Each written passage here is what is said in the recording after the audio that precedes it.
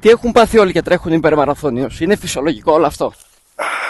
Κόσμος ο οποίος μέχρι εδώ και ένα χρόνο πριν έπαιζε 5x5 και έμπαινε τερματοφύλακας, τώρα τον βλέπεις να δηλώνεται και να τερματίζει σε αγώνες 80 και 100 χιλιόμετρων. Πώς γίνεται αυτό το πράγμα? Τα πάντα έχουν γίνει πιο εύκολα. Το φαΐ, αντί να πηγαίνουμε εμείς αυτό, έρχεται αυτό σε εμάς. Οι δουλειές μας έχουν γίνει πιο εύκολες, είναι καθιστικές και στον υπολογιστή, δεν καταπονούμαστε καθόλου. Ακόμη και η διασκέδαση από εκεί που ήταν ενεργητική, τώρα έχει γίνει παθητική και απλά περιλαμβάνει την κατανάλωση περιεχομένου, όπως και αυτό εδώ που βλέπετε αυτή τη στιγμή. Πράγμα που σημαίνει ότι έχουμε απομακρυνθεί από τη φύση μας, η οποία είναι ο μόχθος, και αυτό το συναίσθημα να νιώθουμε ευάλωτοι και να έχουμε λίγη αδρεναλίνη στην καθημερινότητά μας. Ποιος είναι ο τρόπος λοιπόν να τα νικήσουμε αυτά?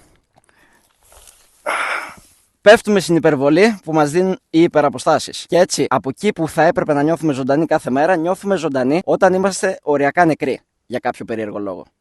Έχει μια μέλισσα εδώ, θα με τσιμπήσει, φεύγω.